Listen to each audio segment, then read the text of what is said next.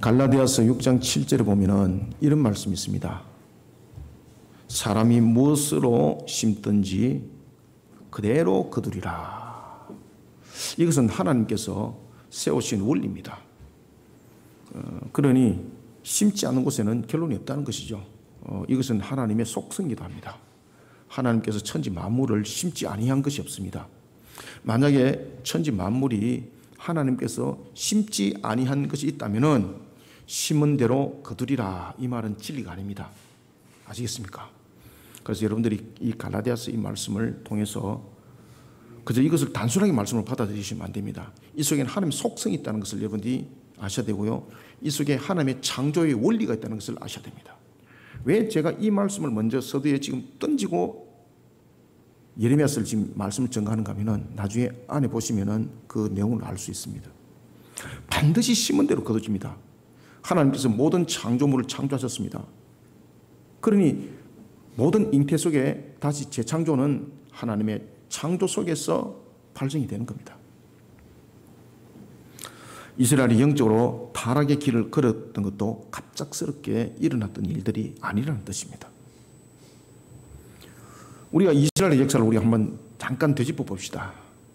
열왕기서를 우리가 돌이켜 보면은요, 이스라엘의 우상 숭배가 아주 만연했던 문제를 일으켰던 역사는 물론 사사시대도 많았습니다만은 이것이 본격적으로 왕정시대를 형성하면서 문제를 일으켰던 그 출발점이 솔로몬으로부터 시작됩니다.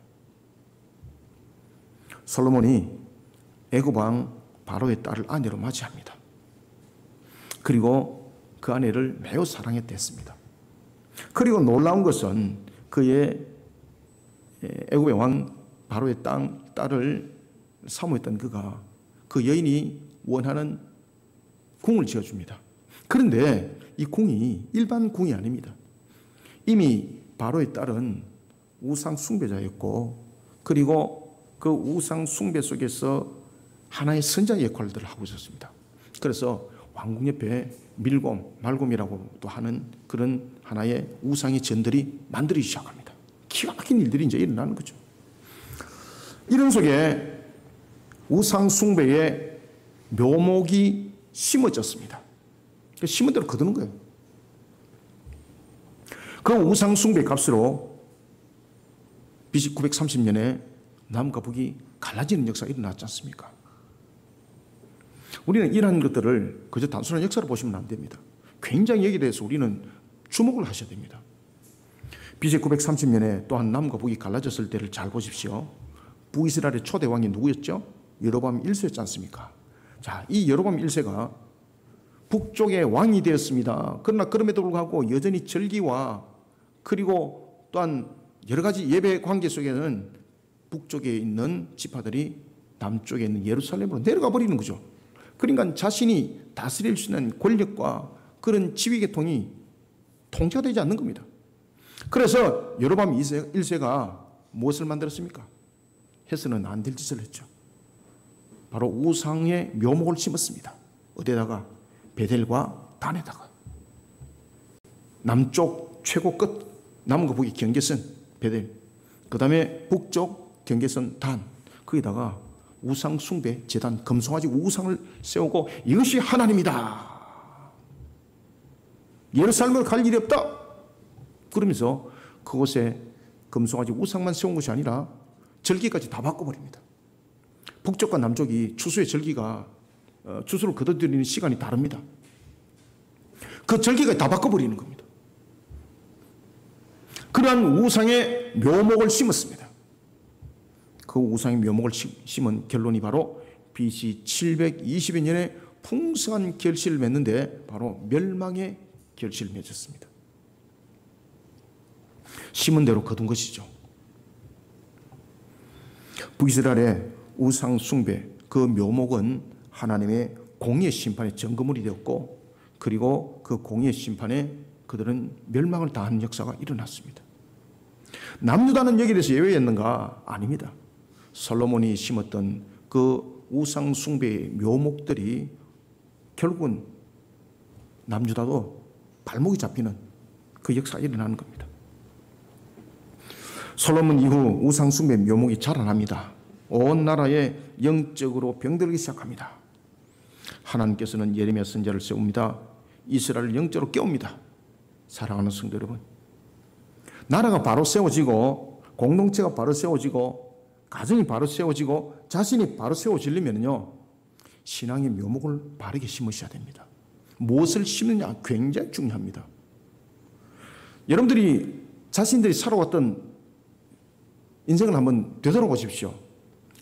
저도 64년을 살아오면서 내 모습 속에서 참으로 세상의 묘목도 많이 심어봤습니다. 신앙의 묘목도 심어봤습니다. 결론에 남는 것은요, 신앙의 묘목 속에서 정답이 있습니다. 왜냐하면 그 속에는 하나님의 창조 원리가 있거든요.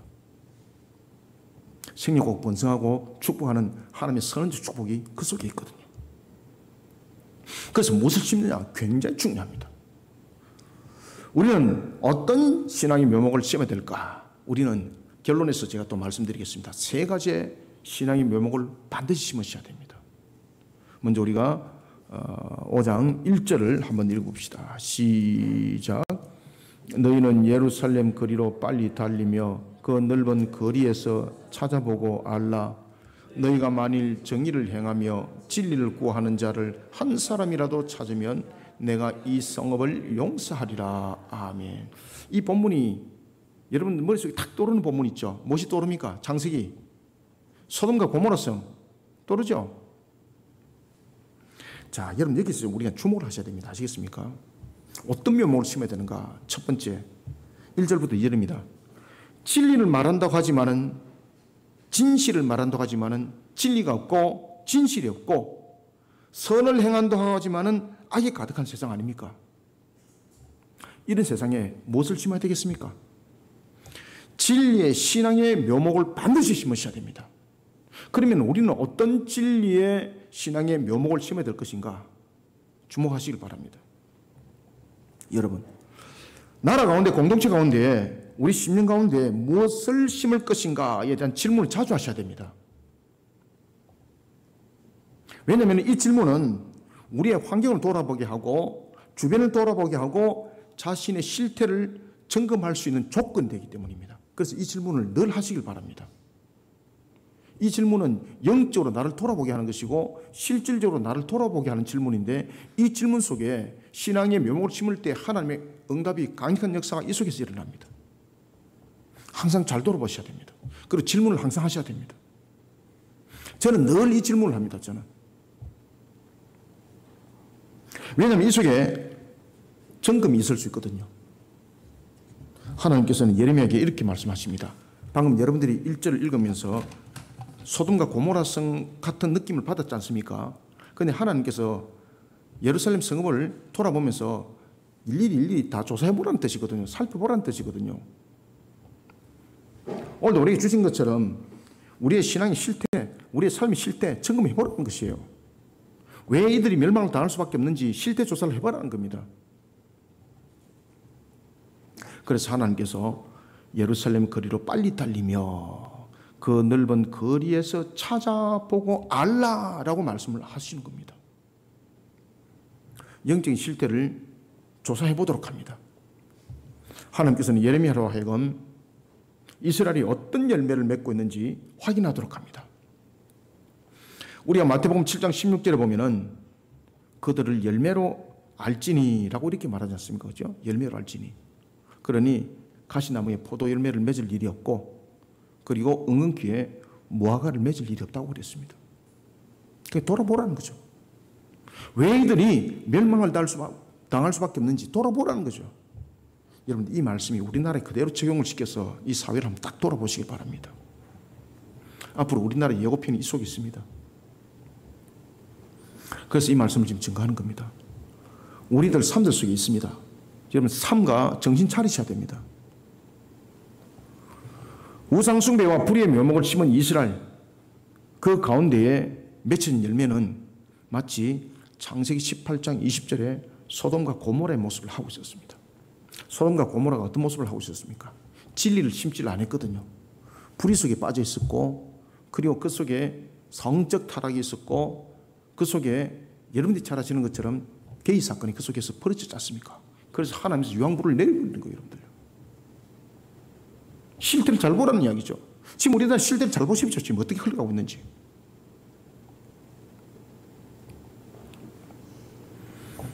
나라 꼬라지가 한심스러워서 생각하기도 싫어. 여러분, 그런 방관자들도 하나님으로부터 징체를 받습니다, 여러분들요. 그래서 우리는 움직이셔야 됩니다. 어떻게 움직여야 되는가? 진리를 심어야 됩니다. 어떤 진리를 심어야 되는가? 주목하시길 바랍니다. 하나님께서 말씀하십니다. 정의를 행하며 진리를 구하는 자를 한 사람이라도 찾으면 내가 이 성읍을 용서하리라. 무엇을 심으라는 이야기입니까? 정의, 진리입니다. 자, 1절, 2절을 읽고 제가 말씀드리겠습니다. 한 목소리를 읽습니다. 시작. 너희는 예루살렘 거리로 빨리 달리며 그 넓은 거리에서 찾아보고 알라. 너희가 만일 정의를 행하며 진리를 구하는 자를 한 사람이라도 찾으면 내가 이 성읍을 용서하리라. 그들이 여호와께서 살아 계심을 두고 맹세할지라도 실상은 거짓 맹세니라. 아멘. 지금 우리의 모습이 딱 요꼴입니다. 진실을 말한다고 하지만 진실이 없는 세상을 우리는 살아가고 있습니다. 선을 행한다고 말하지만 악이 가득한 거짓된 세상을 살아가고 있습니다.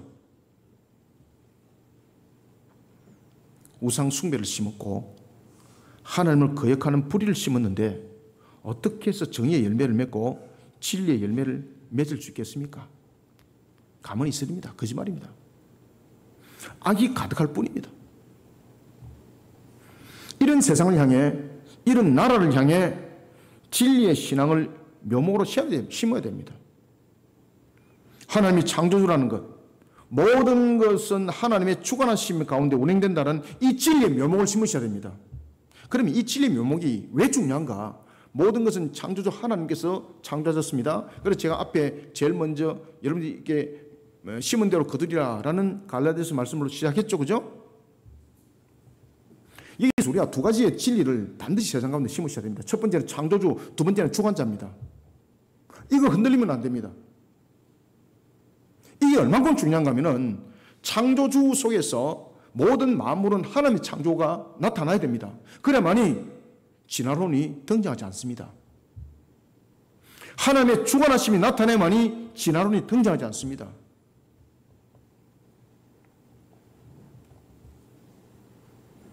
하나님의 주관하심이 나타나야만이, 하나님의 창조하심이 나타나야만이 진화론과 동성애가 나타나지 않습니다. 이거 심판해야 됩니다. 이 법을 가지고 국회에 통과시키려고 하는 자들, 하나님의 심판이 말 줄 믿으시길 바랍니다. 하나님께서 용납하지 않을 것입니다. 이 나라에.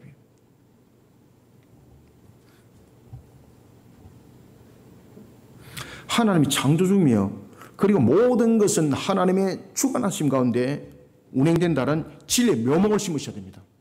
기억하십시오. 이거는 정말로 우리의 교과서에 심어져야 될 내용들입니다.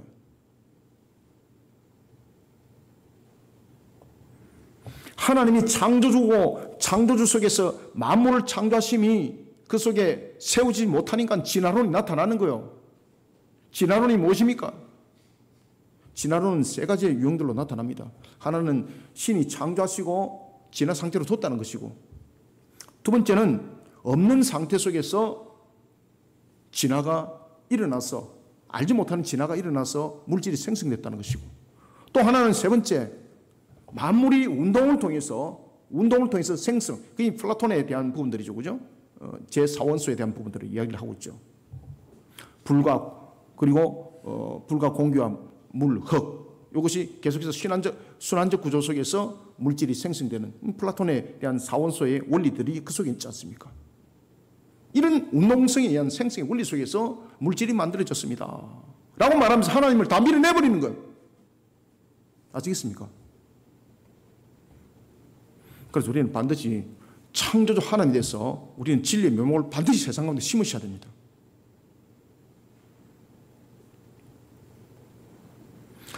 그러나 두 번째는 하나님의 주관하심입니다. 하나님의 주관하심이라는 것은 모든 것에 대한 주관하심입니다. 해가 뜨고 달이 뜨는 것은 운동의 원리가 아닙니다. 그것을 우리가 과학으로 뭐 자전거 공전으로 놓고 그것을 해설했지만은 자전거 공전을 생기는 것은 하나님께서 돌리기 때문에 자전거 공전이 생기는 것이지 스스로 운동의 원리 속에 생겨나는 것이 아닙니다, 여러분들요.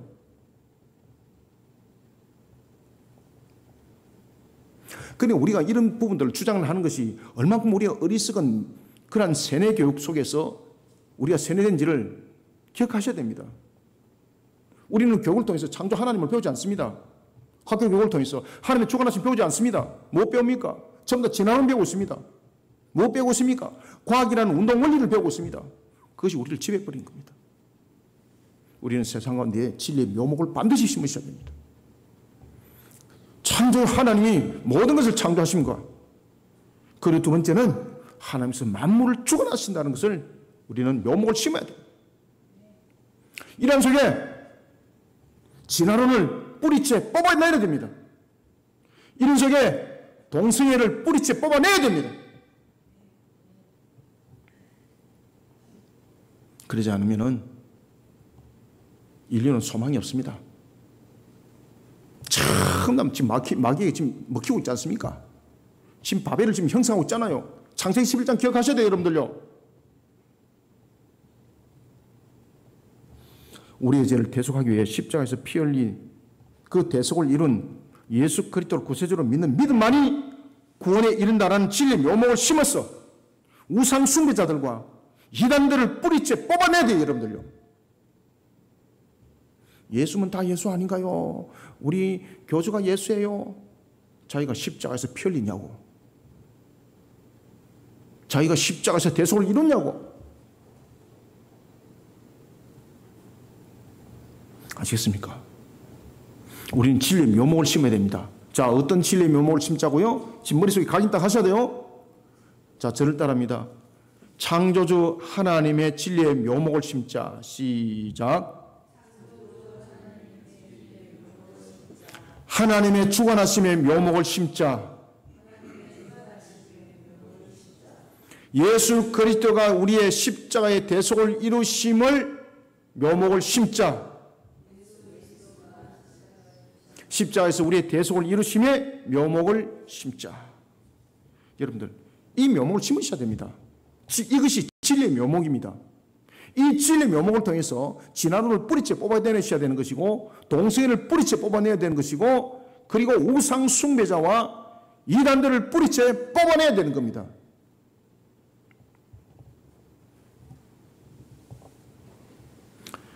세상의 불의한 권력과 세상의 부귀와 영화가 외치는 소리에는 진실이 없습니다.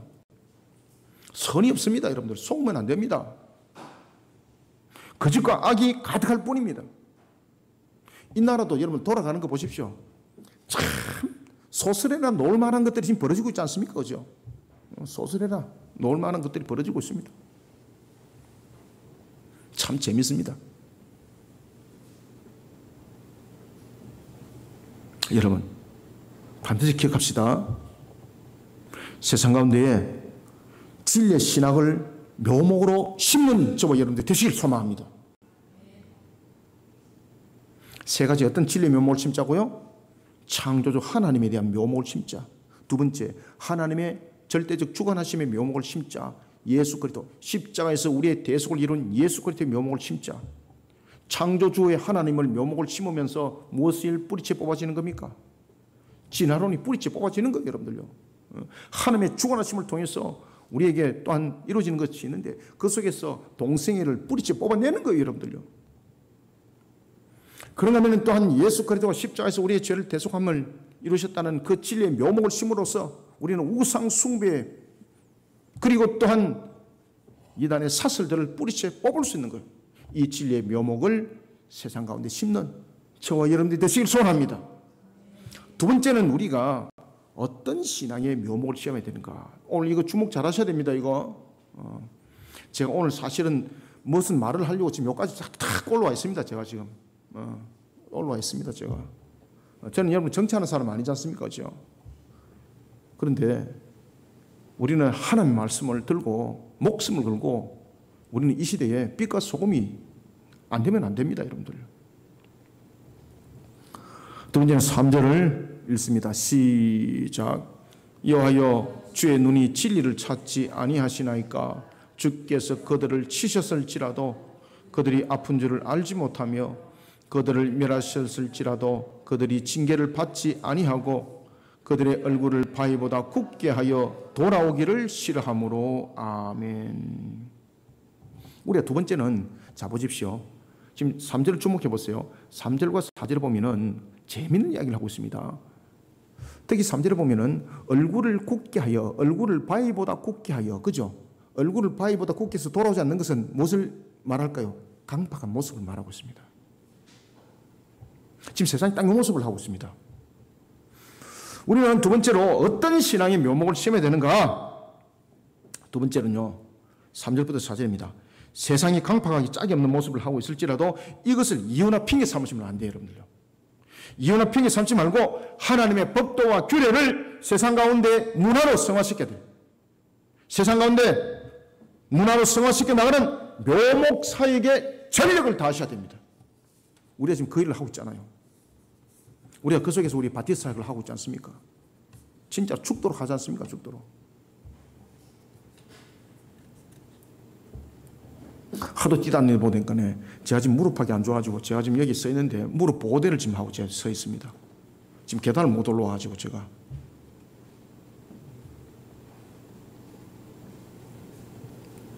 서 있는 것도 힘들어요, 지금. 그런데 하나님께서 주신 사명이 있기 때문에 어떤 것도 이유되지 않고 저는 핑계되지 않습니다. 여러분, 영적으로 병들어 있는 세상은요, 영적으로 무감각에 반드시 빠지게 됩니다. 우상숭배와 불의에 대해 하나님께서 매를 들어 때렸음에도 불구하고 자신들이 두들겨 맞는 이유조차 알지 못합니다. 그래서 오늘 본문에 보면 성경에서 뭐라고 말씀을 주고 있는가 하면 이렇게 말씀을 주고 있습니다. 주께서 그들을 치셨을지라도 그들은 아픈 줄을 알지 못하며. 기가 찬 거죠, 여러분들. 아시겠습니까? 이것을 영적 무감각이라고 말하는 겁니다. 두드려 맞아도 우리 왜 그런 특히 학생들도 뭐 있지 않습니까? 선생님이 분명히 불러서 회초를 들었는데 왜 두드려 맞아도 모르는 학생도 있지 않습니까? 그죠? 가끔 가다가 지금 시대가 딱 이렇습니다. 하나님께서 회초를 들어서 지금 두들기고 있는데 왜 매를 맞는지 이유도 모르고 있는 거예요. 기가 찬 거죠. 이것이 영적 무감각으로 일어난 상황들입니다. 그러면 어떻게 되겠습니까? 이 영적 무감각 속에 있는 자들을 깨워야 되는 거예요, 여러분들요. 그런데 그들을 깨울 수 있는 무기는 딱 한 가지밖에 없습니다. 하나님의 법을 알게 하는 겁니다.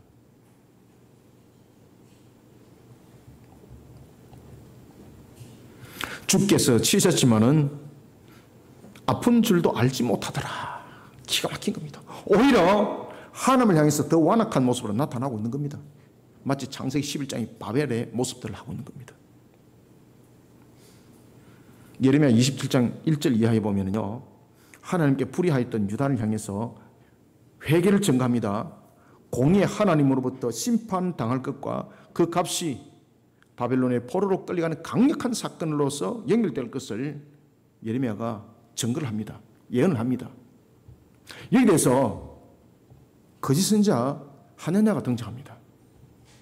예레미야서 28장 2절에 보면은 그는 뭐라고 말하는가 하면은 아니다. 하나님께서 바벨론 왕의 멍에를 꺾을 것이고 우리에게 평안을 줄 것이다. 이런 거짓된 가문이 있을로서 예레미야를 공격하는데 사람들은 누구의 편에 섰을까요? 제가 흥분해가지고 마이크를 쳤네. 사람들은 누구의 편에 섰을까요? 진리의 말을 전가하고 있는 예레미야 편에 섰을까요? 하나님 편에 섰을까요? 100대 빵. 전부 다 하나님이야. 왕은 그리고 종교 지도자들과 권력자들은 예레미야 편에 섰을까요? 아니면 하나님 편에 섰을까요? 누구 편에? 100대 빵. 전부 다 하나님 편에 서는 겁니다. 그래서 예레미야가 그런 이야기를 하는 겁니다. 하나님, 참으로 나를 갖다가 이렇게 두실 수 있습니까? 그러면서 하나님을 원망하기도 합니다. 나중에. 그때 하나님께서 그에게 나중에 동력자를 붙여주시고 바로 일어나는 동력자도 붙여주시고 그 사명들을 끝까지 감당하게 합니다.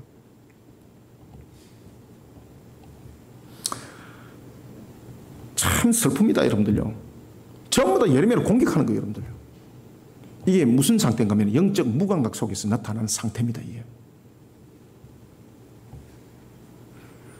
백성들에게 거짓을 믿게 한 하나냐? 그런데 하나님께서 어떻게 하실까요? 공의 저울에 딱 올려버립니다. 하나님께서. 하나님께서 그를 공의 저울에 딱 올려가지고 예레미야서 28장 16절부터 17절에 하면은 예레미야 말씀대로 그는 죽음을 맞이합니다. 이런 거짓 선자들의 미혹에 영적으로 마비된 백성들은 얼마나 뻔뻔한지 파렴치한지 그 모습이 강팍하기 짝이 없습니다. 이런 예루살렘을 향해서, 유다를 향해서, 이스라엘을 향해서 예레미야가 이렇기 때문에 나는 사명 감당할 수 없습니다, 이런 말 안 했습니다. 우리는 예레미야처럼 그런 핑계 대면 안 됩니다. 물론 부딪히는 상황 속에서 참으로 낭망도 생기고 힘겨움도 생기고 절망도 생길 수도 있습니다. 하나님이 응원해 주시고 도와주십니다. 우리는 핑계대는 자가 되면 안 됩니다. 핑계대니까 방관자가 되고 핑계대니까 회복이 없는 겁니다. 예레미야는 유다 백성들이 어떤 이유로 이렇게 영적으로 병이 들게 되는지 진단을 해보기 시작합니다.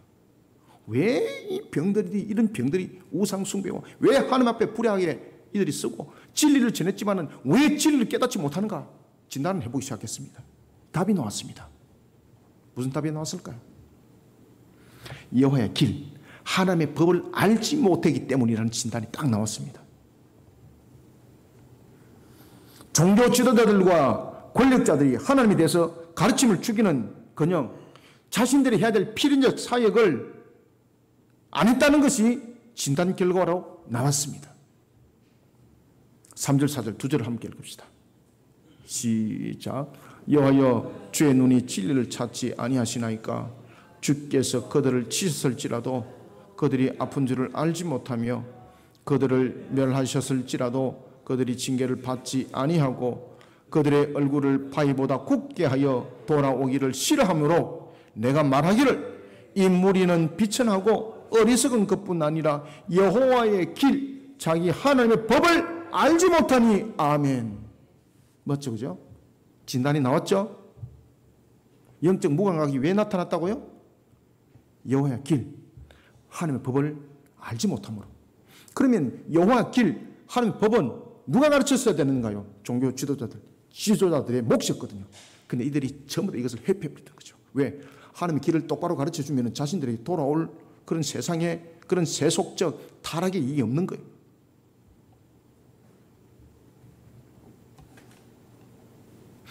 이 나라의 사회권이 너무 많습니다, 지금. 왜 그렇습니까? 하나님의 길, 하나님의 법을 알지 못하기 때문에, 하나님에 대한 두려움이 없기 때문에 수단과 방법을 안 가르는 거죠. 여러분, 윗물이 더러우면요, 아랫물은 꾸중물입니다. 볼 게 없습니다. 나라가 윗물이 꾸중물이니까 아랫물이 시궁차되어 있는 겁니다, 지금 사회가. 하나님과 같은 거짓 선자들의 기복적인 신앙과 거짓된 평강의 가르침, 하나님 중심주의를 벗어난 종교 지도자들과 권력자들이 하나님 앞에 바로 서지 못한 결과입니다. 그러니까 윗물이 더러우면요, 점점 더러운 것이 내려와가지고 썩은 물, 꾸중물이 되는 겁니다. 세상이 강팍하기 짝이 없다고 이것을 핑계 삼고 이유 삼아서 하나님의 말씀을 전가하고 복음 전가하는 사역을 멈추면 안 됩니다. 이런 시대를 하나님께서는 밝히라고 우리로 하여금 빛이 되게 하셨고 소금이 되게 했는데 그 역할들을 안 하고 있습니다. 우리의 책임이에요, 여러분들요. 이 나라가 지금 병들고 있고 이 사회가 병들고 있는 가장 근원적 문제가 어디 있는가 하면 한국 교회 속에 있습니다. 저와 여러분 속에 있는 겁니다. 우리 그 책임 회피하면 안 됩니다. 우리가 제3자가 되어버렸습니다. 그러니까 이 사회가 썩어버린 거죠. 우리는 세상을 영적으로 깨우는 일에 더욱 힘을 내야 됩니다. 그래서 우리가 이 사역을 하면서 바티 사역을 하지 않습니까? 그죠? 감언 이슬로 영을 잠주지 않도록 해야 됩니다. 십계명을 모든 삶의 묘목으로 심으셔야 됩니다. 십계명은 외우는 계명이 아닙니다. 심어야 될 묘목입니다. 묘목. 하나님의 법도 규례, 오늘도 보십시오. 여호와의 길, 하나님의 법을 안 가르치니까 영적 무감각 속에 나타났고 하나님 앞에 뻔뻔스럽고 강팍한 모습들이 마치 바위 덩어리 같더라. 하나님의 법도와 규례를 세상 가운데 문화로 승화시키셔야 됩니다. 문화라는 것은 삶의 형들 속에 젖어드는 겁니다. 외우는 신앙이 아닙니다. 우리는 그 삶을 살아가야 됩니다. 삶을 살아가는 것을 문화라고 말하는 겁니다. 하나님의 법도와 규례를 심어야 되는데 그것을 우리가 머리로 외우는 것 속에 심어서는 안 됩니다. 이것이 문화가 되어야 되는 것입니다. 문화가 된다는 것은 그 삶을 살아간다는 것입니다. 오늘도 하나님의 법도와 규례 속에 세워진 그 문화를 만들어야 됩니다. 십계명이 저와 여러분들의 삶이 되어야 됩니다. 여러분들. 이러한 문화로 성화시킨 하나님의 법도와 규례를 세상 가운데 심는 사역을 펼쳐가는 저와 여러분들이 되기를 소원합니다. 세 번째는 우리가 어떤 신앙의 묘목을 심어야 되는가. 5절을 읽읍시다. 시작. 내가 지도자들에게 가서 그들에게 말하리라. 그들은 여호와의 길 자기 하나님의 법을 안다 하였더니 그들도 일체의 멍에를 꺾고 결박을 끊은지라. 아멘. 이 본문이 무슨 말씀인가 하면요, 그들이 여호와의 길 하나님의 법을 안다고 하면서 오히려 하나님의 지금 이게 멍에를 꺾었다는 것은 하나님의 뜻에 역행한다 이 말입니다. 지금 이게 하나님의 길을 알고 법을 안다면서 그럼 하나님의 주신 말씀을 아멘으로 수용을 해야 되는 거잖아요. 그렇게 안 한다는 거죠. 멍에를 꺾었다는 것은 이 바벨론의 포로를 이야기를 하고 있는 것이거든요. 하나님의 길을 따랐다는 겁니다. 하나님의 말씀에 대해서 오히려 들이받는 역할을 했다는 겁니다. 우리는 마지막으로 5절부터 6절 통해서 어떤 신앙의 묘목을 심어야 되는가.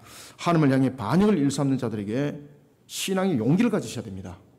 신앙의 용기를 앞세워 하나님의 심판을 두려움없이 전가하며 세상 가운데 참된 진리의 묘목을 심는 데 힘을 다하는 저와 여러분들이 되기를 소원합니다.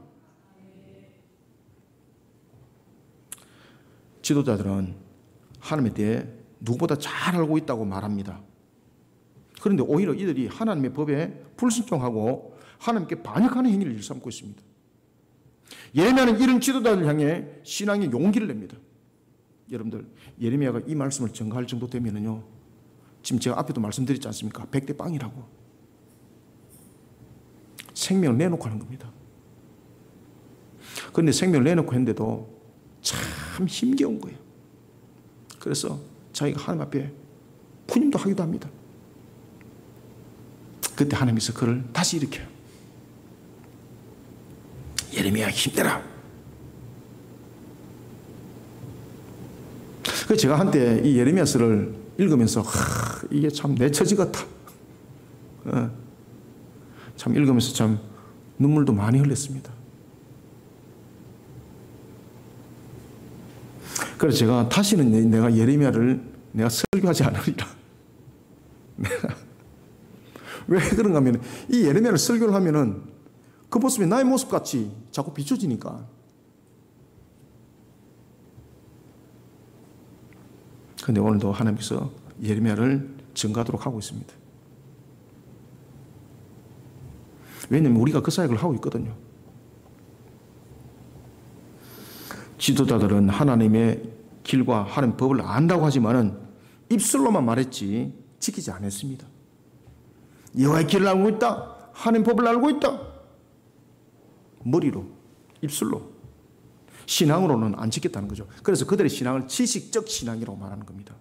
그리고 이중적 신앙의 이중적 인격자로 말하고 있는 겁니다. 아시겠습니까? 이런 자들을 향해서 신앙의 이중인격자로 말하고 있는 겁니다. 신앙의 이중인격자. 여러분, 우리는 신앙의 이중인격자가 되면 안 됩니다. 여러분들요. 하나님의 법을 안다고 하면서 하나님의 법에 지금 불순종하고 있고, 여호와의 길을 안다고 말하면서 여호와의 길은 안 따르고 있고, 그 반역이잖아요. 반역. 그죠? 불순종하고 반역을 일삼고 있습니다. 그래서 이렇게 말합니다. 그들도 일체의 멍에를 꺾고 결박을 끊은지라. 여기 반역을 일으켰다는 겁니다. 하나님께. 이런 지도자들이 좋아했던 선지자는 예레미야가 아니었습니다. 거짓을 전가하는 하나님이었습니다. 자, 5절 6절 다시 한번 2절 읽읍시다. 시작. 내가 지도자들에게 가서 그들에게 말하리라. 그들은 여호와의 길 자기 하는 법을 안다 하였더니 그들도 일제히 멍에를 꺾고 결박을 끊지라.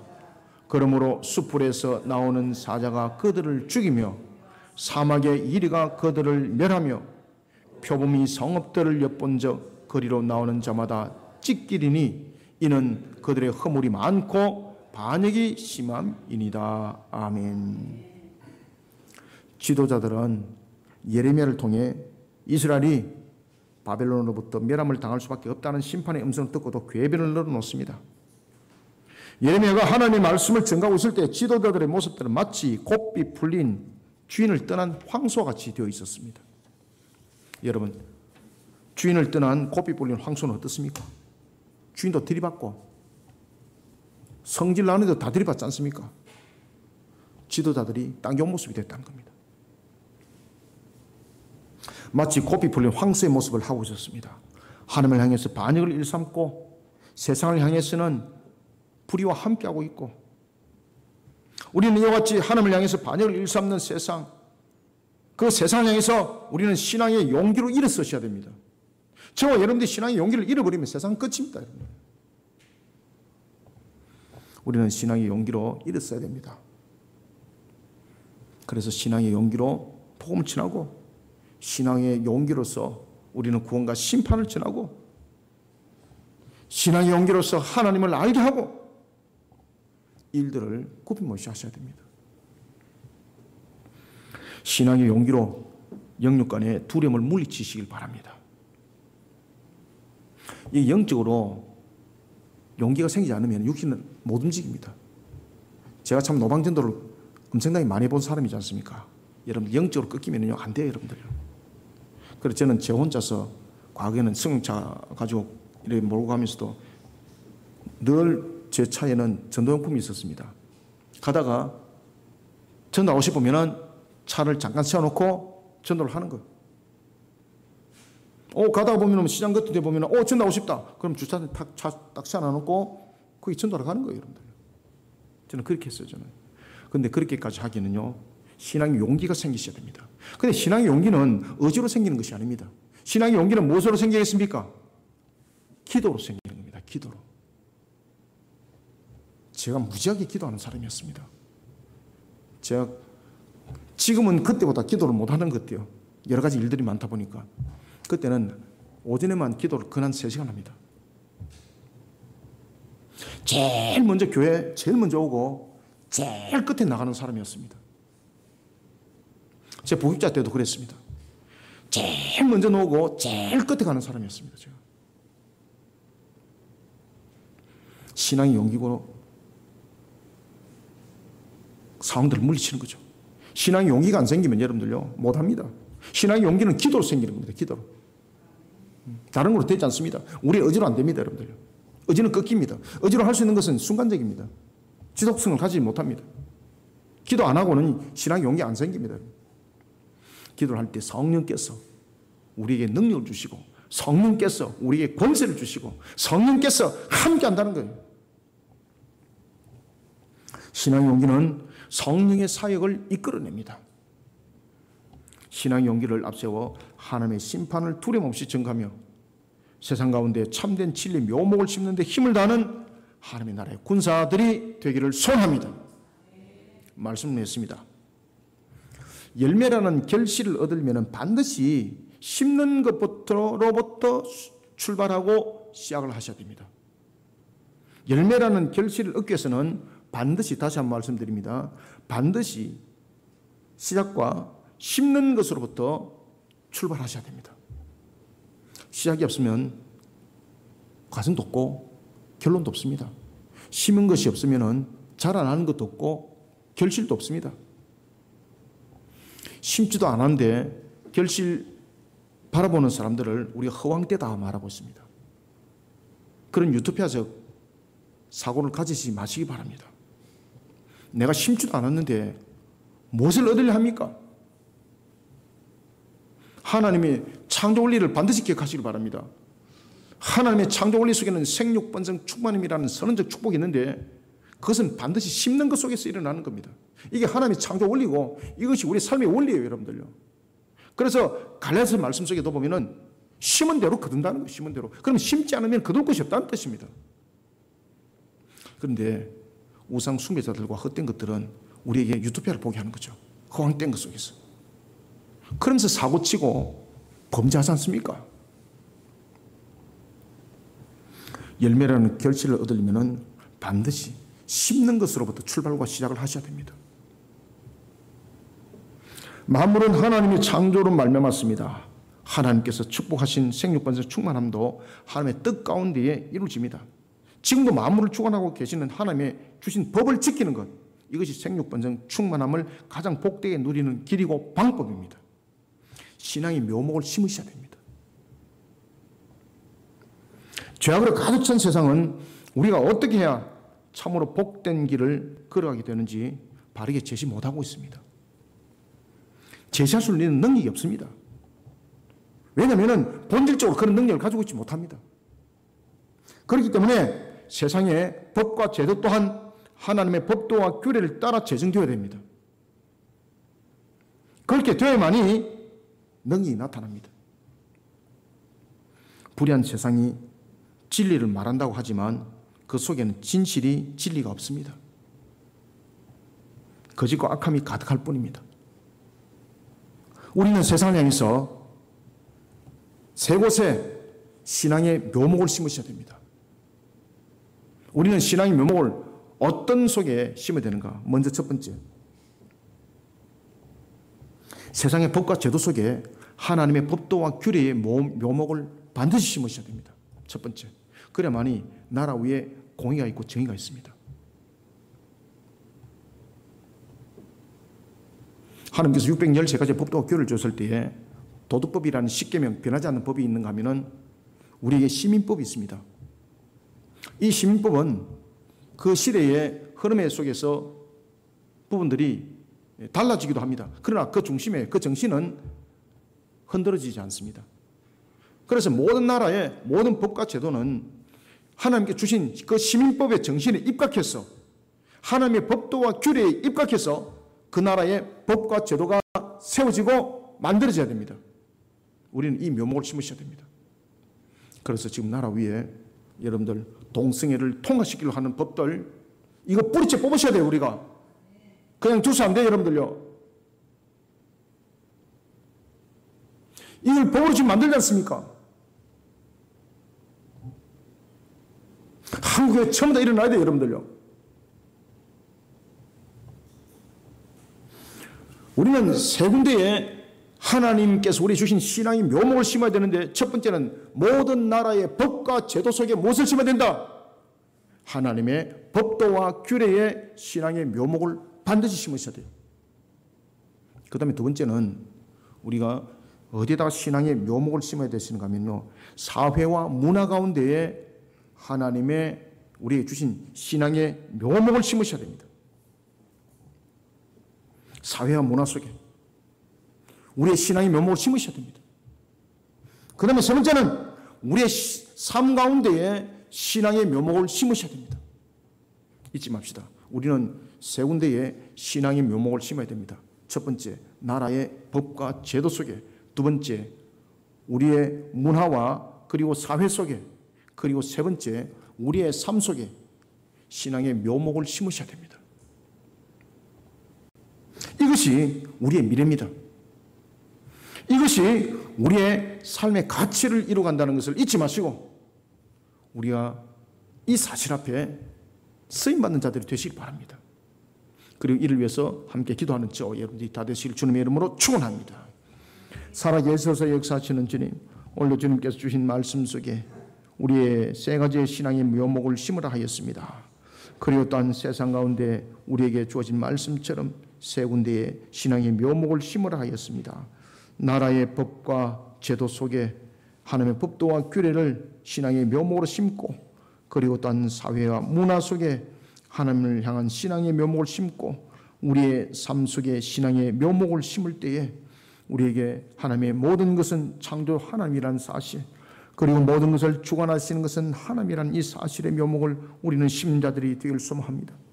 이런 가운데에 진화론을 뿌리째 뽑고, 그리고 동성애를 뿌리째 뽑고, 우상 숭배와 그리고 이단을 뿌리째 뽑은 속에 우리가 이 땅 위의 삶들도 생육번성 충만함으로 일어나게 하여 주시옵소서. 오늘 예레미야를 통해서 주신 말씀을 우리가 상가 만반 속에 각인하고 새기면서 우리에게 주어진 사명이 빛으로서 소금으로서 그 제 역할을 감당하지 못할 때는 우리에게 그 값이 있다는 것을 또한 돌아보게 하셨습니다. 하나님이 주신 사명을 우리가 감당하기 위해서 주의 주신 뜻을 펼쳐가며 바티저 사명 속에 우리가 바티저 성경 아카데미와 그리고 또한 문서 선교 사역과 선교 사역을 감당하고 있습니다. 특히 이번에 소망의 한 걸음이라는 전도 소책자를 만들었습니다. 이 속에는 우리의 6지역의 대학 캠퍼스 사역, 이단들이 판을 치고 있는 이 대학 캠퍼스 사역 속에 우리가 사력을 다하고자 합니다. 이 속에 또한 하나님의 주신 사명의 군사들을 보내주시고 이 사명 속에 우리가 힘있게 달려갈 수 있도록 신앙의 용기도 만들어지게 하여 주시옵소서. 주님의 뜻을 펼쳐나가면서 우리의 모든 여건들이 하나님의 영광으로 드높여질 수 있도록 성령의 인도함을 받기를 원합니다. 성령의 사람으로서 이 모든 사람들을, 모든 사명과 사역들을 이루어가는 우리 성도들이 될 수 있도록 도와주시옵소서. 오늘도 주신 말씀이 우리 모든 성도들에게 하늘의 문이 열리지고 주님의 놀란 역사에 성령의 기름 부음이 일어나기를 소망하며 예수님의 이름으로 기도드립나이다. 아멘.